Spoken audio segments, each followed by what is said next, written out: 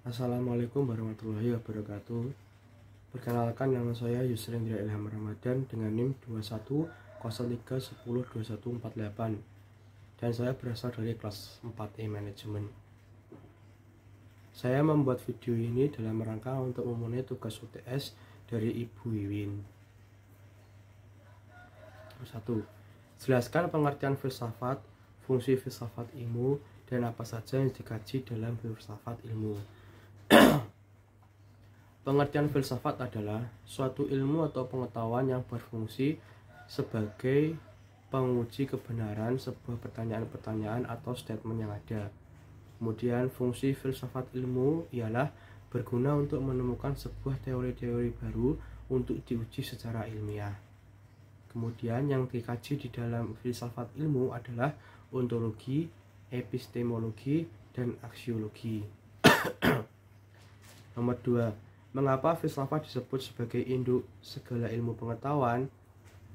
Karena filsafat merupakan dasar dari semua ilmu pengetahuan yang ada di dunia ini. Nomor 3. Jelaskan perbedaan berpikir kritis, logis, dan radikal. Berpikir kritis adalah ketika seseorang berpendapat mau mendengarkan pendapat orang tersebut. Kemudian berpikir radikal adalah ketika seseorang berpendapat tidak mau mendengarkan pendapat orang tersebut dan merasa yang ia sampaikan adalah yang paling benar. Berpikir logis adalah suatu pemikiran yang dapat diterima logika akal sehat manusia. 4.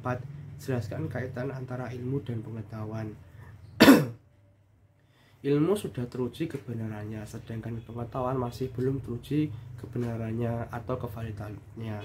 Oke, karena itu ilmu sudah pasti bagian dari pengetahuan, tetapi pengetahuan belum tentu bagian dari ilmu.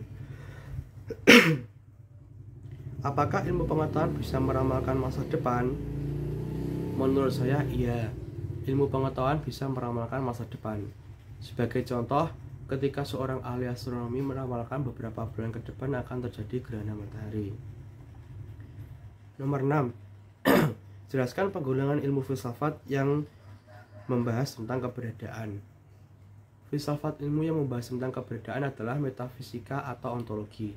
Metafisika adalah cabang filsafat yang berusaha menemukan sifat segala sesuatu yang ada dan mempelajari penjelasan tentang asal-usul atau sifat benda fisik di dunia.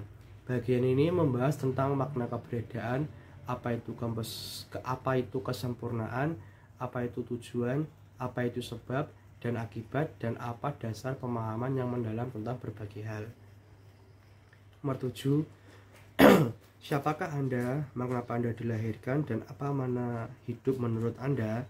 Saya adalah seseorang yang masih jauh dari kata sempurna. Akan tetapi, walaupun saya masih jauh dari kata sempurna, tak lantas saya berdiam diri untuk belajar menjadi lebih baik lagi. Saya dilahirkan merupakan suatu bentuk anugerah atau rezeki dari Allah Subhanahu wa Ta'ala yang dititipkan kepada kedua orang tua saya. Selain itu, saya dilahirkan di dunia ini juga karena kehendak Allah Subhanahu wa Ta'ala. Makna hidup menurut saya adalah ketika kita dapat bermanfaat bagi lingkungan di sekitar kita. Sekian, wassalamualaikum warahmatullahi wabarakatuh.